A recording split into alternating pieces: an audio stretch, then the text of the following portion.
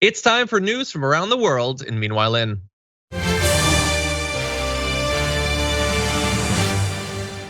Meanwhile, in Nigeria, good news inside of a context that is really, really bad. And that is that around 100 women and children that had been abducted in early June by gunmen have now been rescued. The victims, most of whom are nursing mothers, to add an extra layer of Jesus to this, were released Monday after being held by their captors for 6 weeks.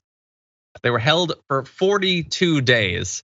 The government said that no money changed hands, so it wasn't a ransom being paid off thing. What exactly led to them being recovered? We don't know at this point, but obviously it's a good thing that they have been recovered. This has become an increasing problem. Since December 2020, more than 1,000 people have been abducted.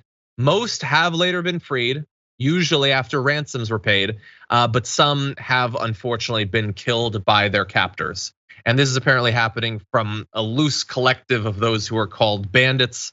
They're kidnappers, armed robbers, cattle rustlers, and other armed militia operating in the region, who are largely motivated by money and by the possibility of ransoms being paid off. So this is not a problem that is new. It's a problem that is still terrible and results in quite a bit of loss of life, but at least for right now, a little bit of good news, Jayar. Yeah, I wonder the degree to which any kinds of, like, what's the remedy? You know, the first thing that came to me is I remember back when Obama was in office and we saw the hashtags and the return our girls hashtags and the flags being put up as colorings over people's profile pictures.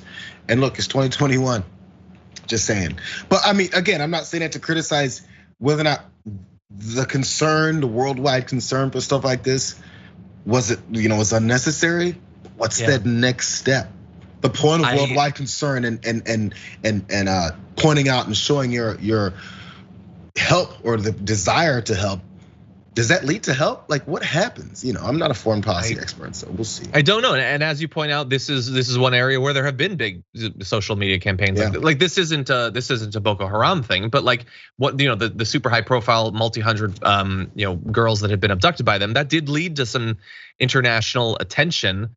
But it clearly didn't solve the problem. And we occasionally try to end these stories with, hey, here's a thing that could be done. In this case, I don't have that. I know that it's not the US bombing. I know that is definitely not gonna help. But I would say overall, you need to have countries like the US and others no longer going in and exploiting countries like this, trying to pass international policies that are gonna increase shared economic development that actually benefits people in countries around the world, and it's not just extractive in form, that actually works to strengthen both respect for human rights, respect for national sovereignty, so the countries aren't going in and conducting missions and stuff like that, and also encouraging the development of substantive democracy and the liberation of women. All of these are important things. How exactly you go about that is like 10 levels above my pay grade. Yeah.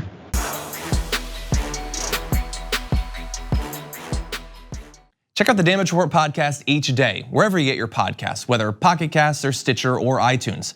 You can join me as I give you the news and stories you want, with a range of co-hosts and interview guests jumping in on the fun each day. Again, that's the Damage Report, wherever you get your podcasts. And if you get them at iTunes, don't forget to rate and review. Sometimes I'll read them live on the show.